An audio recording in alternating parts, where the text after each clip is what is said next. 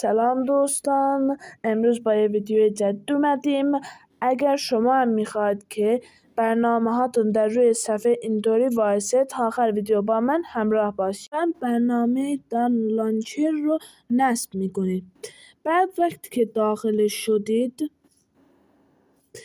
در اینجا نوشته بارگیری های برنامه.